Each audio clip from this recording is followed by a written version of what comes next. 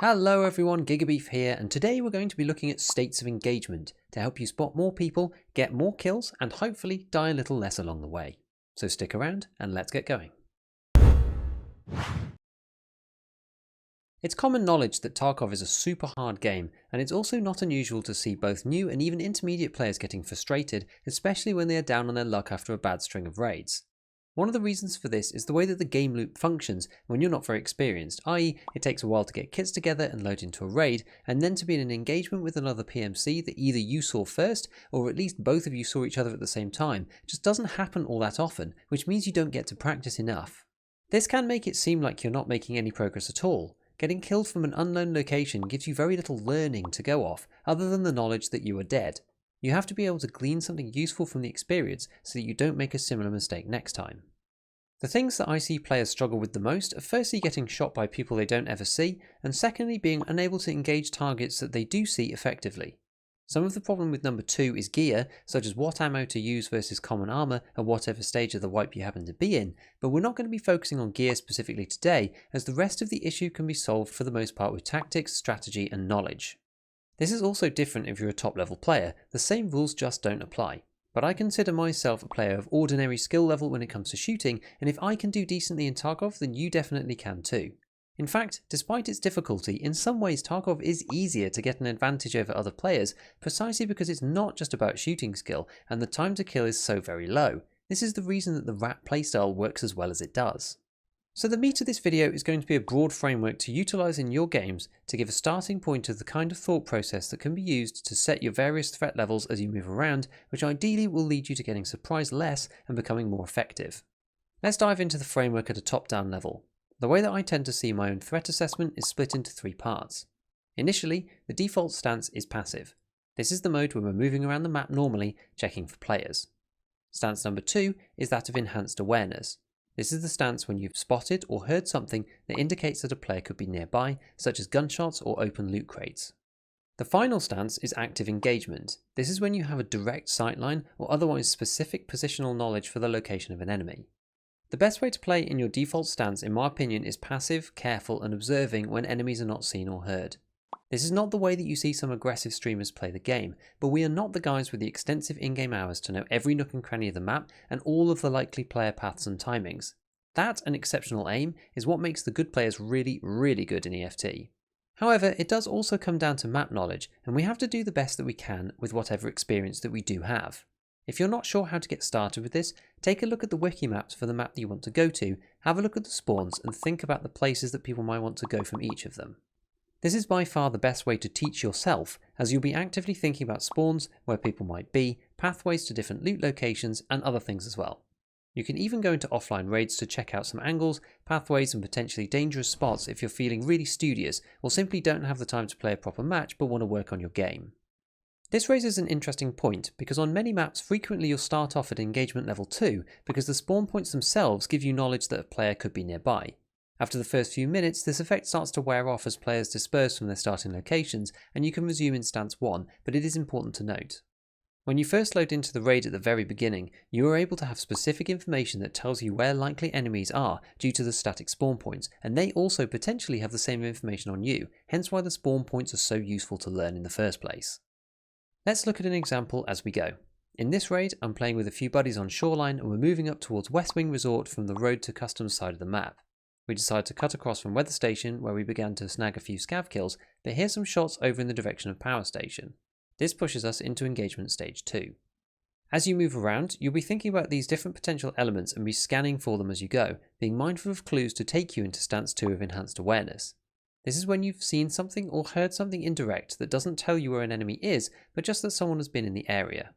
This includes obvious indicators of activity such as distant gunshots, which you'll want to try to remember as a location that someone was at, and better still, where you think they might go next. It is also useful to cross-reference distance shot sounds with known scav spawns, which can give you an idea more specifically of where people are and potentially where they might go. There are also a ton of other world elements such as hearing footsteps, which would indicate a player or a scav, seeing dead scavs on the ground directly, doors being open that spawn closed, or loot crates that have already been hit. Clearly there's some element of judgment here, as if you've got 15 minutes left in a raid and you spot some dead scavs but you didn't hear any shots, that's not really of much use. Typically these clues start to add up to build a picture rather than relying on any one of them alone. Going back to our example, as we continue, I'm very mindful that players have a tendency to move through Power Station primarily at this stage in the wipe due to the prevalence of decent scav spawn chances, which many players still have quests for, just like us. I'm also mindful of the hidden stash under the tank, and also players in the wooded section to the right on the way up to Resort, but less so as I don't usually see people there very often. This is when I catch sight of 2 players cresting the hill outside of Power Station itself. Now, once an enemy position is known, this is when the final stance comes into play of active engagement. What you're looking to do here is a mixture of keeping awareness of the position of your opponent, i.e. not losing them through bushes or over terrain, whilst minimising their visibility on you, either for outright spotting or just for making yourself harder to hit. This is where aggressive plays do come into action. Chasing people down and flanks do work well when you're putting yourself into an advantage by doing so. Can you see them actually? No, They're going left to right. They're going towards where we were a second ago. I'm gonna pursue. I don't see them, so I'm They're just by the letting tank. it I want to be careful. I'm not in a great position here. on. Oh, I see Just them. get into this push. They ran left. Oh yeah, eyes on there shooting at you. You okay? Killed one. Good kill, good kill. I've just pushed in. Yeah. This obviously does not mean running straight at people, as you still have to be aware of tunnels, corridors, and areas where others can hear you easily or see you as you approach.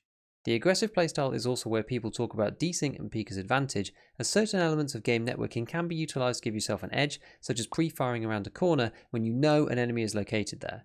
They don't get any time to react and are likely dead before you even come on their screen, which is partly the power of where this aggressive playstyle comes from up close, and what makes holding angles potentially dangerous against good players. It is also useful to remember, however, that this window of opportunity is very short, unless the server's in a real funky state. If you aren't sure of someone's location, peeking, looking, aiming and firing is likely to be slower than someone who's lined up on you already, peek as advantage or not. In a similar vein, if you've already engaged someone but they escape and you push these situations too aggressively in areas of high concealment, i.e. when there's bushes everywhere, you tend to end up overextending, give your position away and get killed. Or at least I do anyway. I tend to play in mostly outside areas, and the value of disengaging and repositioning cannot be overstated, especially when you're playing solo. Oftentimes, you get another chance to take down your enemy rather than trying to push the first engagement too far that didn't work out cleanly. Ultimately, the rules that I try to stick by are to play passive when you don't know where your enemy is, and prioritise staying out of obvious sightlines and not making too much noise but being vigilant.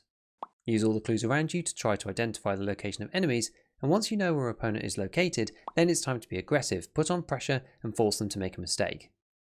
2 final tips that I think are valuable is firstly to understand the capabilities of your loadout. Be realistic with what you are likely to achieve with the kit that you have. This will help you make decisions such as whether to engage the geared 3-man with your Scav SKS or survive for another day. I had to relearn this lesson using the VPO 215 for close range bolt action kills on factory, as I went in playing as I usually do and dying to full auto weapons. Only once I started playing around corners specifically, which allowed me to shoot and dart away to reload out of the firing line of my opponents before coming back in to take another shot, did I actually start getting some kills, which is what I should have done right from the start. I was playing on autopilot and I got killed several times for it. Finally, this tip can benefit literally anyone at any skill level. Record your games. Record them and watch back your deaths. I promise that it will be insightful at least some of the time. Given there's no replay system in Tarkov, the ability to go back in time on your own screen, slowly look for where the shots came from, and watching your own actions and decisions from a third-person perspective can really help to fix some bad habits or even confusing moments that you just don't have time to process properly at the time.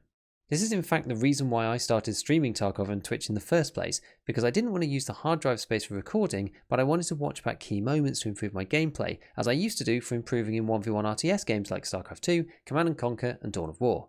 In this fight, I couldn't believe that I didn't kill this guy, as I felt like I hit him so many times. But watching back and slowing it down, it's actually incredible to see how many of the dead-on shots were in fact misses due to a combination of recoil and aim. I use the Streamlabs version of OBS for recording, but there are many other programs that you can get which just record a replay buffer of a few minutes that captures the last couple of minutes of gameplay. When you want to review it later, you just press a button and it saves it down.